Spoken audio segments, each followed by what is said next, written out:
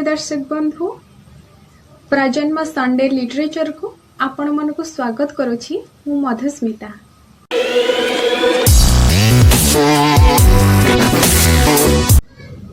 प्रजन्मर प्रतिष्ठाता तथा संपादक डॉक्टर देवानंद दास कर निकट अतीतरे पितृमातृ वियोग घटिथिला।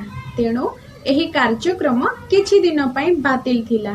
प्राय 1 मास परे एही कार्यक्रम अर्थात प्रजन्म आपण मानक पई। आसंतु कार्यक्रम आरंभ करिबा। प्रथमे संपादकीय। दीर्घ दिन व्यवधान परे आज आम पुणी फेरुचे प्रजन्म संडे लिटरेचर को। बंधुगण, महामारी कोरोना एवं सारा विश्व को आक्रांतित कर सारी। आम समस्ते आशंका भितरे कालातिपात करुचे। समस्तंक भितरे गोटे प्रश्न, केबे एथिरु मुक्ति मिलिबो।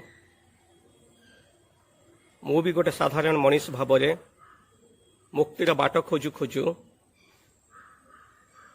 सोशल मीडिया रे भाइराल हेउथुबा एक कविता देखिली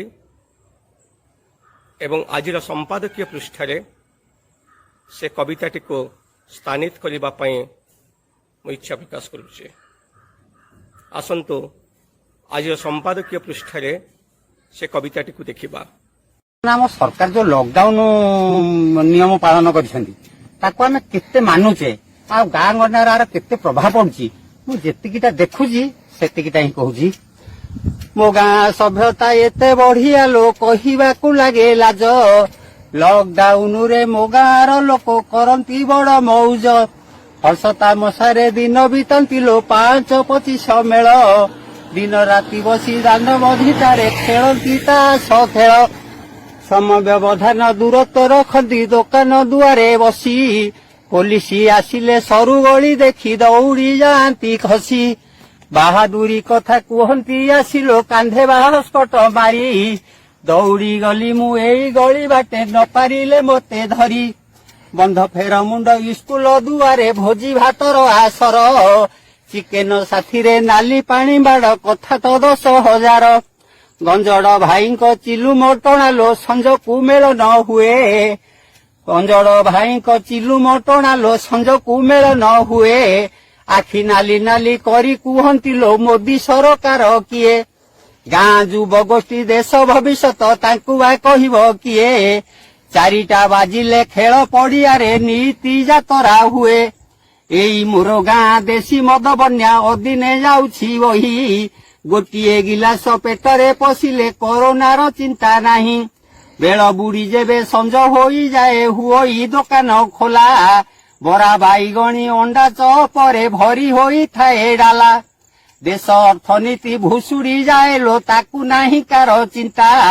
पचारी बुझंती केउ दिन मोर मिलिबो कालिया टंका। प्रभु जग करुणा कहिले थट्टा करंती लो कुहंती करुणा हेला। मोदी कर टंका नवीन चाउल दुआरे आसी मिलिला। प्रभु जगन्नाथ दिय सद बुद्धि मने जागु देश भक्ति। कोरोना भूताणु दूरे दिय हे हसी उठुए धरित्री। केते दुर्भाग्यर कथा सतरे। गोटाए पटरे सारा विश्व को बंचे रखिबा पई प्रचेष्टा, अन्य पटरे आम युव समाज भितरे गढ़ी उठुथुबा ए प्रकार विकारग्रस्तता। एबे आपण माने चिंता करंतो कौन करिबा उचित। गोटे गल्प, गोटे प्रबंध एवं गोटे कविता को नहीं आजिर प्रजन्म संडे लिटरेचर रूपबंध। आसंतु देखि नबा आजिर सूचीपत्र।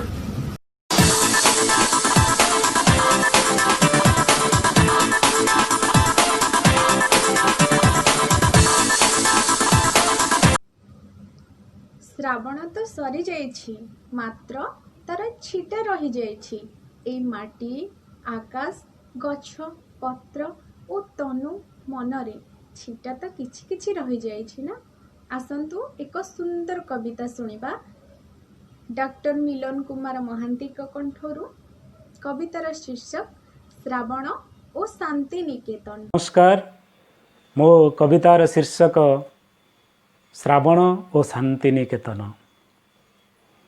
ବିଜନେ କଦମ୍ବ ବନେ କି ପ୍ରଣବଧ୍ୱନି, ଶାନ୍ତି ନିକେତନରେ ବର୍ଷା ବାଦଲ ଘଡ଼ଘଡ଼ି ବିଜୁଳି।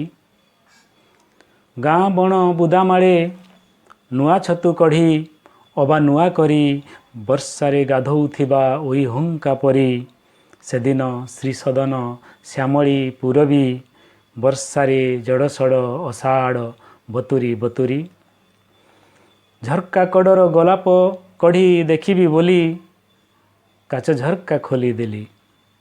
ଝର୍କା କଡ଼ର ଗୋଲାପ କଢ଼ି ଦେଖିବି ବୋଲି କାଚ ଝର୍କା ଖୋଲିଦେଲି। ଫୁଲ ବଗିଚାର ତାରବାଡ଼ ପରେ ବର୍ଷା ଛିଟା, ନାଗଚମ୍ପା ଦେବଦାରୁ ଧାରେ ଓଦା ରାଜରାସ୍ତା। ଫାଙ୍କ ଉଣ୍ଡି ଡାକ ଦେଲା ବ୍ୟାଚମେଟ୍ ରିୟା ବେନାର୍ଜୀ, କି ଗୋ ତୁମେ ଉଠିଓ ନା କେନ ତାଡ଼ାତାଡ଼ି। ଦ୍ୱିପହରର ନିଦ ଆଖି ମଳି ମୁଁ ଭାବିଲି ଆଉ କିସ କରାଯିବ, ଏବେ ତ ବର୍ଷାରେ ଜୀବଣି ତିନ୍ତି। ଆମ୍ରକୁଞ୍ଜ, ଶାଳ, ବକୁଳ ବିଥି। ରିୟାର କିନ୍ତୁ ରିମାଣ୍ଡ, ନିରୁତା ଆପତ୍ତି। ଏ ଜୀବନ ଆରଣ୍ୟ ଉତ୍ସବହୀନ ଆଜି, ନଷ୍ଟ ଆଜି 22 ଶ୍ରାବଣ। ଶସ୍ୟ ବୀଜ ବୃକ୍ଷରୋପଣ ସ୍ୱପ୍ନ, ଦାୟୀ ମୋରି ନିଦା ଅଳସୁଆମୀ। ଦାୟୀ ମୋରି ନିଦା ଅଳସୁଆମୀ। ନଷ୍ଟ ହେଲା ଲିପଷ୍ଟିକ୍, ଟିକିଲି, ମେହେନ୍ଦି। ବର୍ଷା ମଙ୍ଗଳ ଗୀତ କଣ୍ଠରେ, ସ୍ୱପ୍ନରେ ଶ୍ମଶ୍ରୁଳ ରବୀନ୍ଦ୍ରନାଥ। ଶାଳ ବିଥିରେ ଠିଆ ଧୂସର ଗାଉନ ପିନ୍ଧି ଠାରୁଛନ୍ତି ସତେକି ମୁରୁକି ମୁରୁକି। ଠାରୁଛନ୍ତି ସତେକି ମୁରୁକି ମୁରୁକି। ଖୋଜ ତୁମି ଆନନ୍ଦ, ଆରାମ ଏବଂ ଶାନ୍ତି। ଜୀବନେ କେଉ ଧରିଓ ନା ଯେନ ଛତ୍ରୀ, ଭିଜିବା ପାଇଁ ପରା ଆଷାଢ଼ ଶ୍ରାବଣ। ମନ ପ୍ରାଣ ଆତ୍ମାର ଘର ବିଶ୍ୱଭାରତୀ। ବର୍ଷା ଠେଲି ହାତୀପୁକୁର ତୁଠ ଆଡ଼ୁ ଉଡ଼ି ଉଡ଼ି ଆସୁଥିଲା ଏକ ହଳଦିଆ ପ୍ରଜାପତି। ଛୁଇଁବ ବୋଲି ରକ୍ତ କରବୀ, ତାଳଧ୍ୱଜ କାଚଘର ତିନି ପାହାଡ଼ି। ଏମିତି ଏ ଶ୍ରାବଣ ବଡ଼ ନିଦାରୁଣ। ଶାନ୍ତି ନିକେତନ କଦମ୍ବ କରକ ଦେଲା ବୁଣି। ଅଶ୍ରୁ ସଜଳ ମୋର ଆଖିପତା ଗଲା ତିନ୍ତି। ଶ୍ରାବଣୀ ପ୍ରିୟଦର୍ଶିନୀ ହୃଦୟର ରଙ୍ଗ ମାଖି। ଏମିତି ଏ ଶ୍ରାବଣ ବଡ଼ ନିଦାରୁଣ। ଶାନ୍ତି ନିକେତନ କଦମ୍ବ କରକ ଦେଲା ବୁଣି। ଅଶ୍ରୁ ସଜଳ ମୋର ଆଖିପତା ଗଲା ତିନ୍ତି। ଶ୍ରାବଣୀ ପ୍ରିୟଦର୍ଶିନୀ ହୃଦୟର ରଙ୍ଗ ମାଖି। ଅଧ୍ୟାପକ ମହେଶ୍ୱର ପାଢ଼ୀ ଆମ ସମୟର ଜଣେ ପ୍ରତିଶ୍ରୁତିବାନ ସାହିତ୍ୟ ଆଲୋଚକ। ନବଭାବନା, ନବଚେତନା ତାଙ୍କ ପ୍ରବନ୍ଧର ମୂଳ ମନ୍ତ୍ର। ଏ ସଂଖ୍ୟାରେ ତାଙ୍କର ପ୍ରବନ୍ଧର ଶୀର୍ଷକ ନବଚେତନାର ଗାଳ୍ପିକ ମନୋଜ ପଣ୍ଡା। ସାମ୍ପ୍ରତିକ ଓଡ଼ିଆ କ୍ଷୁଦ୍ର ଗଳ୍ପ, ବିଶେଷ କରି 80 ପରବର୍ତ୍ତୀ ଓଡ଼ିଆ କ୍ଷୁଦ୍ର ଗଳ୍ପର ଆତ୍ମିକ ଆଉ ଆଙ୍ଗିକରେ ଟେକ୍ନିକ୍ ପରୀକ୍ଷା ନିରୀକ୍ଷା କରିବାରେ ସିଦ୍ଧହସ୍ତ ଥିଲେ ସ୍ୱର୍ଗତ ମନୋଜ କୁମାର ପଣ୍ଡା। ଗତାନୁଗତିକ ଗୋଳାରୁ ନିଜକୁ ଦୂରେଇ ନେଇ ନୂଆ କିଛି ଦେଖେଇବାର ବିଶ୍ୱସ୍ତ ଥିଲା ମନୋଜଙ୍କ ଗଳ୍ପ। ଗଳ୍ପର କେନ୍ଦ୍ରବିନ୍ଦୁ ସାମ୍ପ୍ରତିକ ମଣିଷ, ଏବେର ଯୋଉ ମଣିଷ। ମନୋଜଙ୍କ ଗଳ୍ପର କେନ୍ଦ୍ରବିନ୍ଦୁ ହେଉଛି ସାମ୍ପ୍ରତିକ ମଣିଷ ବା ଏବେର ମଣିଷ। ତାର ଚିନ୍ତା, ତାର ଚେତନା, ତାର ଏକଲାପଣ, ତାର ଭଙ୍ଗା ଛାତି, ତାର ଫୁଙ୍ଗୁଳା ଦେହ, ତାର ଲଙ୍ଗଳା ମନ। ବିଶେଷ କରି ସାମ୍ପ୍ରତିକ ମଣିଷର ଅସଙ୍ଗତି, କାରଣ ତାର ଅନ୍ୱେଷଣ। ମନୋଜଙ୍କର ସୃଜନ ସମ୍ଭାରର ହେଉଛି ମୁଖ୍ୟ ସ୍ୱର। କେତେବେଳେ ମନୋଜଙ୍କ କଳା କାରିଗରୀ ବାସ୍ତବ ଜୀବନ ଜିଜ୍ଞାସାର ସ୍ୱରକୁ ଅତି ସୂକ୍ଷ୍ମ ଭାବରେ ତନଖିଛି। ପୁଣି କେତେବେଳେ ମରିଚିକାର ମଣିଷଟିଏ ଭିତରେ ଜୀବନକୁ ବୁଝିବା ଏକ ପ୍ରତ୍ୟୟ ମଧ୍ୟ ସୃଷ୍ଟି କରିଛି। ଗଳ୍ପ କହୁ କହୁ ଗଳ୍ପ ଭିତରେ ମନୋଜ ଛାଡ଼ନ୍ତି ଗଳ୍ପର ଅସରନ୍ତି ଭୁଣ। ଗୋଟିଏ ମନୋଜଙ୍କର ଗୋଟିଏ ଗଳ୍ପ ପାଠ ପଢୁ ପଢୁ ସେ ନିଶ୍ଚିତ ଭାବରେ ଲକ୍ଷ୍ୟ କରିବ ତା ଭିତରେ ଆଉ ଗୋଟିଏ ଗଳ୍ପର ଭୁଣ କୋଉଠି ନା କୋଉଠି ମୁଣ୍ଡ ଟେକୁଛି। ମନେ ହେବ ଯେମିତି ଏଇଠୁ ଆଉ ଗୋଟେ ଗପ ଆରମ୍ଭ ହେଉଛି। ରବୀନ୍ଦ୍ରନାଥଙ୍କ ଭାଷାରେ ଶେଷ ହେଲେ ହଇଲ ନା ଶେଷ, ଆଉ କିଛି ଭିତରେ ଛାତି ଖାଲି କୋରି ହେଉଥିବ। ମନର ଯୋଉ ଭାବତନ୍ତ୍ରୀ ଭିତରେ ଗୋଟେ ସୂକ୍ଷ୍ମ ଅନୁସନ୍ଧିସା ସୃଷ୍ଟି କରିବାରେ ମନୋଜଙ୍କ ଲେଖନୀ ଦୂରୀଣ। ଗଳ୍ପ କହୁ କହୁ ଯୋଉ ଗଳ୍ପ ଭିତରେ ଯୋଉ ଭ୍ରୂଣକୁ ଛାଡ଼ନ୍ତି ମନୋଜ, ତାଙ୍କର ହାଡ଼ ବଗିଚା, ବର୍ଣ୍ଣ ବଗିଚା,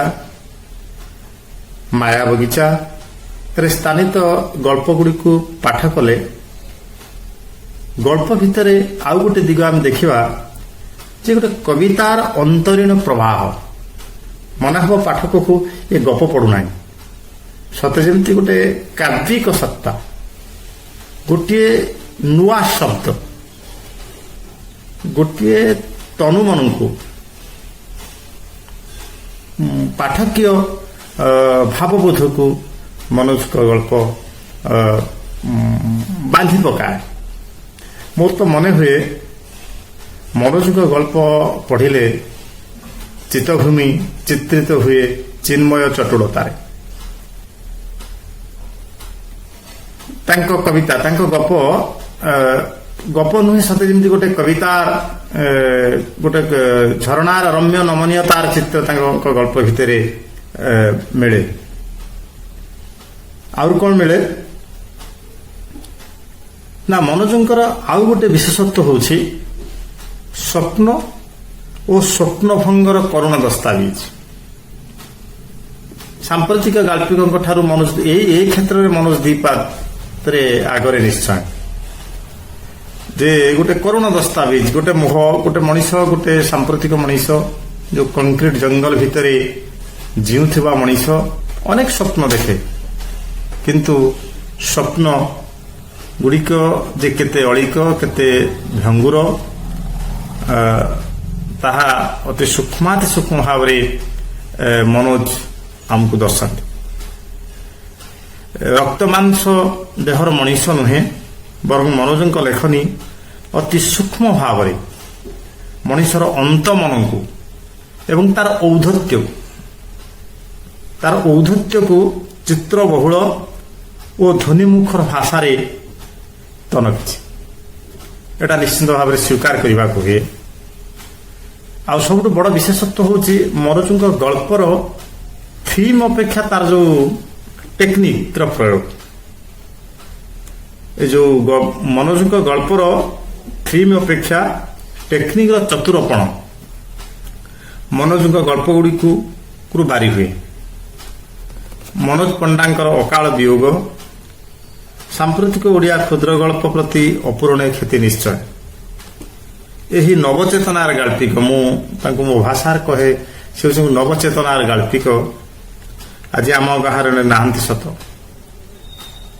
ମାତ୍ର ତାଙ୍କର ଗଳ୍ପ ବଗିଚା ମାନେ ଗୋଟିଏ ଗୋଟିଏ ଅମ୍ଳାନ ସୃଷ୍ଟି ଓଡ଼ିଆ କ୍ଷୁଦ୍ର ଗଳ୍ପ ସାହିତ୍ୟର। ସେହି ପ୍ରବାଦ ପୁରୁଷ ପ୍ରଣମ୍ୟ ଗାଳ୍ପିକଙ୍କୁ ଶ୍ରଦ୍ଧାଞ୍ଜଳି। ତାଙ୍କ ଅମର ଆତ୍ମାର ସଦ୍ଗତି ହଉ। ଯାହା ତ ଓଡ଼ିଆ ଗଳ୍ପ ସାହିତ୍ୟର କ୍ଷତି ହେଲା ତାହା ପରିପୂର୍ଣ୍ଣ ହୋଇପାରିବ ନାହିଁ। ତଥାପି ମନୋଜ ଯେ ପ୍ରତ୍ୟେକ ସଚେତନଶୀଳ ପାଠକ ପାଖରେ ନିଶ୍ଚିନ୍ତ ଭାବରେ ଆଦରଣୀୟ ହୋଇ ରହିବେ। ଜାଣିଲେଣି ମାତ୍ର ପ୍ରଭୃତି ହେଉଛି ସାହିତ୍ୟ ସାଧନା। ପ୍ରେମକୁ ନେଇ ଆସନ୍ତୁ ଶୁଣିବା ଏକ ଚମତ୍କାର ଓ ସୁନ୍ଦର କବିତା। କବି ସଂହିତା ମଲ୍ଲିକ କଣ୍ଠରୁ। କବିତାର ଶୀର୍ଷକ ପ୍ରେମ ସମାନ। ନମସ୍କାର, ମୁଁ ସଂଗୀତା ମଲ୍ଲିକ। ଆଜିର କବିତା ପ୍ରେମ ସମାନ। ପ୍ରେମ କେବଳ ଏକ ଶବ୍ଦ ନୁହେଁ ଯାହା ବାନ୍ଧି ହୋଇ ରହିଥାଏ ମାତ୍ର 2.5 ଅକ୍ଷରରେ। ପ୍ରେମ ଖାଲି ଏକ ସମ୍ବନ୍ଧ ନୁହେଁ ଯାହା ସୀମିତ ହୋଇଯାଏ 2ଟି ବ୍ୟକ୍ତିର ଅଭିବ୍ୟକ୍ତିରେ। ପ୍ରେମ ବ୍ୟାପ୍ତ, ସାନ୍ଦ୍ର, ପରିବ୍ୟାପ୍ତ, କୀଟ ପତଙ୍ଗ ଠାରୁ ଆରମ୍ଭ କରି ପରମାତ୍ମାଙ୍କ ସତ୍ତା ଯାଏ। ଭୟ, ଭକ୍ତି, ରାଗ, ଅନୁରାଗ, ମାନ, ଅଭିମାନ ଆଉ ସମ୍ମାନ ଠାରୁ ବି ବହୁ ଊର୍ଦ୍ଧ୍ୱରେ ପ୍ରେମର ଅବସ୍ଥିତି। ବାପା ମାଙ୍କ ଠାରୁ ବି ଅଧିକ ଭକ୍ତି କରି ହୁଏ ବୟୋଜ୍ୟେଷ୍ଠ ପଥିକଟିଏକୁ। ପତି ପତ୍ନୀ ଠାରୁ ବି ବେଶୀ ଭଲ ପାଇ ହୁଏ ଅନ୍ତରଙ୍ଗ ବନ୍ଧୁ ଜଣଙ୍କୁ। ପରିବାର ଠାରୁ ବି କେବେ ଅଧିକ ଯତ୍ନଶୀଳ ହୋଇ ଉଠେ ପଡ଼ୋଶୀ ପିଲାଟି। ଆପଣା ଠାରୁ ବି ବେଶୀ ଆପଣାର ହୋଇଯାଏ ବିଦେଶୀ କଲମ ବନ୍ଧୁଟି। ଏହିସବୁ ଭିତରେ ବି ଅନୁଭବ କରିହୁଏ ପ୍ରେମର ସ୍ଥିତି।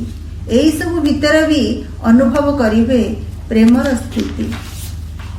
ଅନ୍ତରାତ୍ମା ଅଟ୍ଟହାସ କରେ ଯେବେ ପ୍ରଶ୍ନ ଉଠେ ପ୍ରେମ କେଉଁଠି? ଆମ ଦୃଷ୍ଟି ଏବେ ବି ଅଳସ ଭାଙ୍ଗେ ଅତ୍ୟାଧୁନିକତାର ଚାଦର ତଳେ, ବିକାର ବିସ୍ତାରିତ ବାଦଲ ଭାଙ୍କରେ। କାରଣ ଆମେ ପ୍ରେମ କରେ କିଛି ପାଇବାର ଲକ୍ଷ୍ୟରେ, କେବେ ହାସଲ କରିବା ଉଦ୍ଦେଶ୍ୟରେ, ପୁଣି କେବେ ଆଶାପୂର୍ତ୍ତିର ଅପେକ୍ଷାରେ। ଫିକ୍ କିନା ହସିଦିଏ ପ୍ରେମ, ନିରୁତା ପରଶ ପାଇବା କେଉଁଠି? ସାକାର ମାନବିକତା ତଳେ, ସମବେଦନାର ଲୁହଟୋପାଏରେ, ସମତାର ଉହାଡ଼ରେ, ଗଭୀର ମମତାର ସାଉଁଳାରେ, ଦରଦୀ ଛାତି ତଳେ ପ୍ରକାଶି ଉଠେ ପ୍ରେମ, ନିରୁତା ପ୍ରେମ, ଯାହାକୁ ଆଧାର କରେ ଏଇ ଜନ୍ମ, ମୃତ୍ୟୁ ଆଉ ଜୀବନର ସମାଗମ। ଯାହାକୁ ଆଧାର କରେ ଏଇ ଜନ୍ମ, ମୃତ୍ୟୁ ଆଉ ଜୀବନର ସମାଗମ। ବୃତ୍ତି ଥିଲା ଓଡ଼ିଆ ସାହିତ୍ୟ ଓ ଭାଷା ବିଭାଗର ଅଧ୍ୟାପକ ଜୀବନରୁ ଅବସର ନେବା ପରେ ବର୍ତ୍ତମାନ ସମୟ ବିତଉଛି ପଢ଼ାପଢ଼ି, ଗଳ୍ପ ଓ କବିତା ଲେଖାରେ। ଡକ୍ଟର ପ୍ରଫୁଲ୍ଲ କୁମାର ପାଣି ଏ ସପ୍ତାହର ସଣ୍ଡେ ଲିଟରେଚରରେ ତାଙ୍କର ଗଳ୍ପ ଅନ୍ଧାରୀ ମୂଲକ ସୂର୍ଯ୍ୟ। ଗାଳ୍ପିକ ଡକ୍ଟର ପ୍ରଫୁଲ୍ଲ କୁମାର ପାଣି। ଆସନ୍ତୁ ଶୁଣିନେବା ସୁନ୍ଦର ଗଳ୍ପଟିକୁ। ପ୍ରଫୁଲ୍ଲ କୁମାର ପାଣି ଓ ଗଳ୍ପର ଶୀର୍ଷକ ଅନ୍ଧାରୀ ମୂଲକ ସୂର୍ଯ୍ୟ। ହେଡ଼ମିସ୍ତ୍ରୀକୁ କାମ ବରାଦ ଦେଇ ସାରି ପାଟିରେ କ'ଣ ଦିଟା ଗୁଞ୍ଜି ଦେଇ ତରତରରେ କଲେଜ ବାହାରି ପଡ଼ିଲେ ଆଲୋକ ବାବୁ। ଆଲୋକ ବାବୁ କଲେଜର ଜଣେ ବରିଷ୍ଠ ପ୍ରାଧ୍ୟାପକ। First period compulsory class. 15 minute ଆଗରୁ ପହଞ୍ଚିବାକୁ ପଡ଼ିବ। ମୋଟର ସାଇକେଲକୁ ଷ୍ଟାଣ୍ଡ ପରିସରରେ ରଖି ଲେକ୍ଚର୍ସ କମନ ରୁମ୍ ଦର୍ପଣ ଆଗରେ ହେଲମେଟ୍ ଚାପା ଅଚତୁର କେଶଗୁଡ଼ାକୁ ସଜାଡ଼ିବାକୁ ପଡ଼ିବ। ଆଲମିରାର ପର୍ସନାଲ ଲକରରୁ ଲେସନ୍ ପ୍ଲାନ୍ କାଢ଼ି ଆଖି ବୁଲାଇ ଶ୍ରେଣୀକକ୍ଷରେ ଠିକ୍ ସମୟରେ ନ ପହଞ୍ଚିଲେ ଜୀବନଯାକର ପଙ୍କ୍ଚୁଆଲିଟି ଉପରେ ଆଙ୍ଗୁଳି ଉଠିବ। ସାମାନ୍ୟ ବିଳମ୍ବ ହେଲେ ଦୁଷ୍ଟ ପିଲା ଗୁଡ଼ାକ ଏପରି ହାତ ବସାଇ ଦେବେ ଯେ ପରିବେଶ ଅଣାୟତ୍ତ ହୋଇଯିବ। ପାଖ ଶ୍ରେଣୀର ଅଧ୍ୟାପକ ମନେ ମନେ ବିରକ୍ତ ହେଉଥିବେ। ବରିଷ୍ଠ ଅଧ୍ୟାପକ ପର୍ସନାଲିଟିରେ ଆଞ୍ଚ ଆସିବ। ତେଣୁ ଠିକ୍ ସମୟରେ ପହଞ୍ଚି କମ୍ପଲସରୀ କ୍ଲାସ୍ର ପିଲାମାନଙ୍କୁ ଆୟତ୍ତ କରିବାରେ ଆଲୋକ ବାବୁ ଖୁବ୍ ହୁସିଆର, ଖୁବ୍ ପାରିଲା। ସେଥିପାଇଁ ଏତେ ତର। ସେଇଦିନ ଅପେକ୍ଷାକୃତ ଦ୍ରୁତ ବେଗରେ ଗାଡ଼ି ଚଳାଇ ଠିକ୍ ସମୟରେ ପହଞ୍ଚିଥିଲେ ଆଲୋକ ବାବୁ। ପୂର୍ବପରି ସେ ଯେପରି ଆନ୍ତରିକ ଭାବପୂର୍ଣ୍ଣ ବୌଦ୍ଧିକ ଶୈଳୀରେ କ୍ଲାସ୍ ନିଅନ୍ତି, ସେଦିନ ସେପରି ଅଧ୍ୟାପନା କରିପାରିନଥିଲେ। କେବଳ କାମ ଚଳାଇବାରେ 50 ମିନିଟ୍ର ସମୟ ଅତିବାହିତ କରିଦେଇଥିଲେ ଛାତ୍ରଛାତ୍ରୀଙ୍କ ଗହଣରେ। ଦାନାପାଣିର ଖୋରାକ ମାନଙ୍କ ସହିତ ଅକୃତଜ୍ଞ ଭାବର ମାନସିକତା ଆଲୋକ ବାବୁଙ୍କର ହୃଦୟକୁ ଯନ୍ତ୍ରଣା ଦେଉଥିଲେ ମଧ୍ୟ ବ୍ୟକ୍ତିଗତ ସ୍ୱାର୍ଥ ତାଙ୍କୁ ବିବଶ କରିଦେଇଥିଲା। ବହୁଦିନ ପରେ ଜୀବନର ଗୋଟେ ବଡ଼ ଇଚ୍ଛାକୁ ସାକାର କରିବା ପାଇଁ ଉପର ମହଲାରୁ ଆରମ୍ଭ କରିଛନ୍ତି ଘର। ସେଦିନ ହେଡ଼ମିସ୍ତ୍ରୀ କିଛି ଅଧିକ ମିସ୍ତ୍ରୀ ମୂଲିଆ ଧରି କାମ କରିବାକୁ ଆସିଛି। ବର୍ତ୍ତମାନ ପରିସ୍ଥିତିରେ ସେମାନଙ୍କର ଯେଉଁ ମହଙ୍ଗା ମଜୁରୀ ଟିକେ ଆଖି ନ ରଖିଲେ ଠକିଯିବା କଥା। ଏସବୁ ଭାବି ଆଲୋକ ବାବୁ କମ୍ପଲସରୀ କ୍ଲାସଟିକୁ ସାରିଦେଲା ପରେ ଘରକୁ ଫେରିବାକୁ ଚିନ୍ତା କଲେ। ଅସୁବିଧାର ଆଳ ଦେଖାଇ ଅଧ୍ୟକ୍ଷଙ୍କୁ କନଭିନ୍ସ କଲା ପରେ ଆଶ୍ୱସ୍ତି ଅନୁଭବ କରି ଘରକୁ ଫେରି ଆସିଲେ। ତରତର ହୋଇ କାମର ତଦାରଖ କରିବାକୁ ଉପରକୁ ଉଠିଲେ। ଆଲୋକ ବାବୁ ଦେଖିଲେ ଗୃହ କାର୍ଯ୍ୟ ଯଥାରୀତି ଚାଲିଛି। ରାଜମିସ୍ତ୍ରୀମାନେ ବାଲି ସିମେଣ୍ଟର ପରସ୍ତ ଉପରେ ଖଣ୍ଡି ଖଣ୍ଡି ଇଟା ଲଦି ଚାଲିଛନ୍ତି। ରେଜା ସ୍ତ୍ରୀ ଲୋକ, ଲେବରମାନେ ଛୋଟ ଛୋଟ ପଟା ମୁଣ୍ଡ ଉପରେ ରଖି 8 ଖଣ୍ଡ ଲେଖାଏଁ ଇଟା ଧରି ଛାତ ଉପରକୁ ଉଠୁଛନ୍ତି। ଗଦା ଗଦା ହୋଇ ବାଲି ଉପରେ ଇଟାକୁ ପକାଇ ପୁଣି ତଳକୁ ଖସୁଛନ୍ତି ବିଳମ୍ବ ନ କରି। ଆଲୋକ ବାବୁ ଲକ୍ଷ୍ୟ କଲେ 6 ଜଣ ରେଜାଙ୍କ ମଧ୍ୟରୁ ଜଣଙ୍କର ପେଟ କେମିତି ବଢ଼ିଥିବା ପରି ଜଣାପଡ଼ୁଛି। ସେ ରେଜାଟି ଅତି ସଯତ୍ନରେ ତାର ପେଟକୁ ଶାଢ଼ୀ ଦ୍ୱାରା ଆବୃତ କରିଥିଲେ ମଧ୍ୟ ବର୍ଦ୍ଧିତ ପେଟର ଆକାର ସ୍ପଷ୍ଟ ଦେଖାଯାଉଛି। ସ୍ତ୍ରୀ ଲୋକଟି କଳା ନୁହେଁ କି ଧଳା ନୁହେଁ, ଗହମ ରଙ୍ଗର ଗୋଟାଳିଆ ଦେହ, ଘଞ୍ଚ ଘନ କଳା କୁନ୍ତଳ ଉପରେ 8 ଖଣ୍ଡ ଇଟାର ଊର୍ଦ୍ଧ୍ୱଗାମୀ ଚାପ ନିର୍ଲିପ୍ତ ସଜଳ ମୁଖମଣ୍ଡଳରେ ବିନ୍ଦୁ ବିନ୍ଦୁ ଶ୍ଵେତ ସୂଚାଇ ଦେଉଛି କାର୍ଯ୍ୟଶୈଳୀର ନିଷ୍ଠାପରତା। ବୟସ ଅନୁମାନ 20 କି 25 ବର୍ଷ ହୋଇପାରେ। ଆଲୋକ ବାବୁ ମନେ ମନେ ଭାବିଲେ ସ୍ତ୍ରୀ ଲୋକଟି ଅନ୍ତଃସତ୍ତ୍ୱା ନୁହେଁ ତ? ପଚାରିବାକୁ ଇଚ୍ଛା କରୁଥିଲେ ବି ପଚାରି ପାରିନଥିଲେ। ସହଜେ ଏମାନେ ଅନ୍ଧାରୀ ମୁଲକର ମଣିଷ, ପାହାଡ଼ି ସମ୍ପ୍ରଦାୟର ଅଧିବାସୀ, ଏକ ବୁଝା ଯାହା ବୁଝିଥିବେ ସେଇଆ। ତେଣୁ ଆଲୋକ ବାବୁ ଆଉ ସେ ବିଷୟରେ ନ ପଚାରି ତାଙ୍କ ସ୍ତ୍ରୀଙ୍କ ପାଖକୁ ତଳକୁ ଆସିଲେ। ଆଲୋକ ବାବୁ ଦେଖିଲେ ଧର୍ମପତ୍ନୀ ସୋନି ଚ୍ୟାନେଲର ଧାରାବାହିକ ଦେଖିବାରେ ବ୍ୟସ୍ତ। ସଙ୍ଗେ ସଙ୍ଗେ ମୋତେ ଶୁଣାଇ ଦେଲେ ରୋକଠୋକ, ସିରିଏଲ ଦେଖିଲା ବେଳେ ମୋତେ ଡିଷ୍ଟର୍ବ କରିବ ନାହିଁ, ଆଉ ଡିଷ୍ଟର୍ବ କଲେ ମୁଁ କାହାର ନୁହେଁ। କି ସମୟ ଅପେକ୍ଷା କର, ତାପରେ ଯିବି। ଧାରାବାହିକ ସରିଲା ପରେ ଆଲୋକ ବାବୁ କହିଲେ, ଆସିଲ ଦେଖିବ ରେଜାମାନଙ୍କ ମଧ୍ୟରେ ବାଲି ହୋଇ ପଡ଼ୁଥିବା ସେ ଝିଅଟି, ଯାହାର ପେଟ ବଢ଼ିଲା ପରି ଲାଗୁଛି।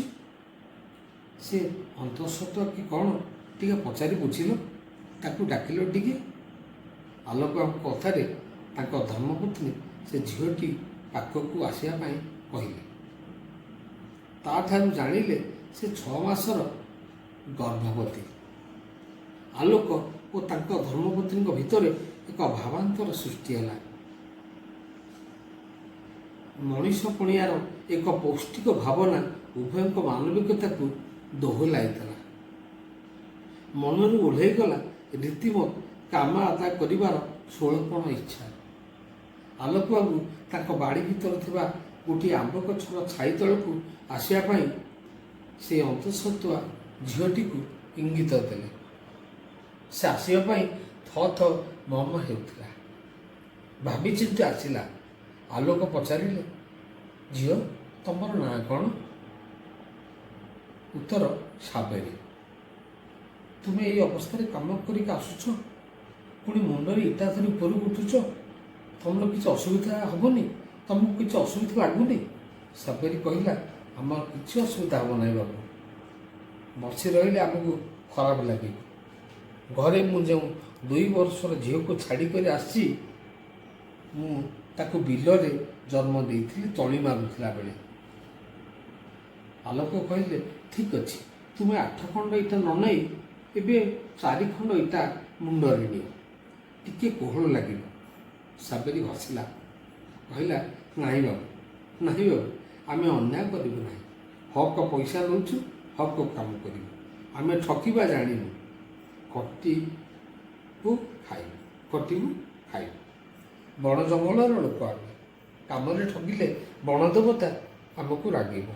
ଭଲ କାମ କରିଥିଲେ ଆମକୁ ଆଉଦିନେ ତୁ ଖୋଜି ଖୋଜି ଡାକିବୁ। ସାବରୀର ସେଇ କେତେପଦ ଅମୃତବାଣୀ ଆଲୋକ ବାବୁଙ୍କ ସାମାଜିକ ପ୍ରତିଷ୍ଠାର ପୁରୁଷ ବଣିଆକୁ ଚେଙ୍କ ଦେଲା ପରି ଲାଗିଲା।